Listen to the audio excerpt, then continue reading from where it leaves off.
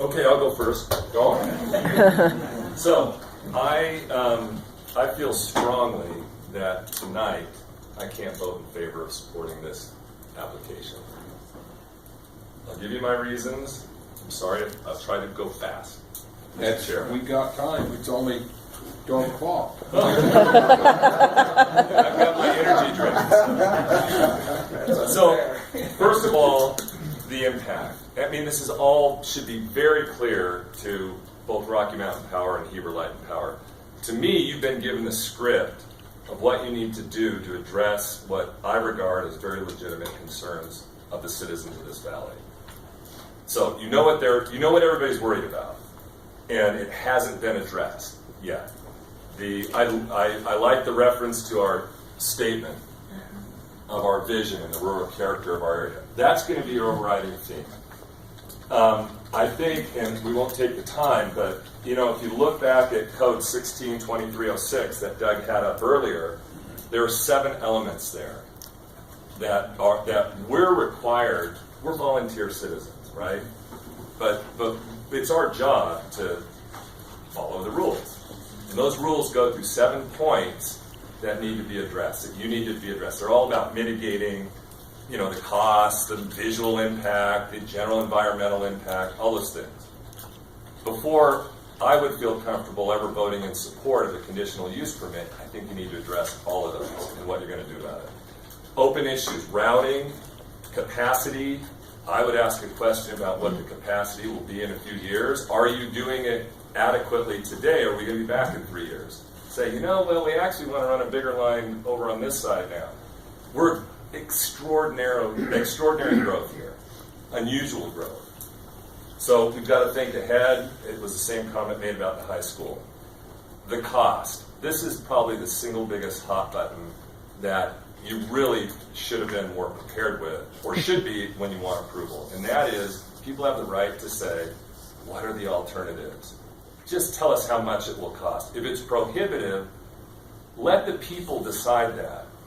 Let us figure out what the cost is. And I understand there's this wrinkle of soils, how deep, where do you want to go?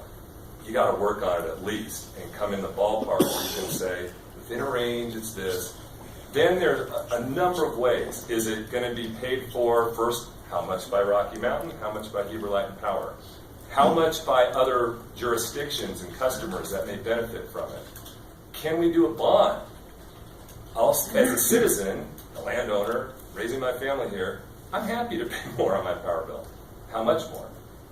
So if you can answer that or give some direction, then the people will become more comfortable with the whole thing. Okay, coordination between jurisdictions. I see trying to build a road, and it's like when I say no to my kids, then they go to mom. Hey, you've got all these parents of this pathway, or stewards is a better word, of this pathway. They all should have the right to get on the same page, especially in light of the voice of the people reflected in the last elections. And if you were to ask these new mayors where they stood and what they said they would stand for prior to their election, it may have influenced why they got elected. They need to reflect the voice of the people. I'm interested in this Powering the Future thing. I don't think it's a binding document just because you studied something in 2006. But it's interesting because it gives you notice where your own company said, we ought to do this before we do the other thing. I wonder about any approvals of state and federal regulators. I don't think we could vote in favor until we know if the state and fed, even if they have jurisdiction, and are they on board with it? I don't know the answer to it. And then I regard as a kind of a formality, I question whether the CUP is complete as a document. And I think you may have answered this, I'm not sure. How much, are we really saying that the benefit to the valley is redundancy, or is it we got to have the capacity? Because as I understand it, we're pushing the limits of capacity, and believe me, I know about the growth. But is really the primary benefit redundancy? Is there another way to address the capacity issue? I don't know the answer. You don't have to answer it now. For all those reasons, I can't support this tonight. But it's clearly, given the growth of the valley, something we're going to have to talk about, and we're probably going to have to figure out. Thanks, Mark. Any other comments or discussion among the commissioners? Well, one of the things that was brought up was, hey, we're going to run into longer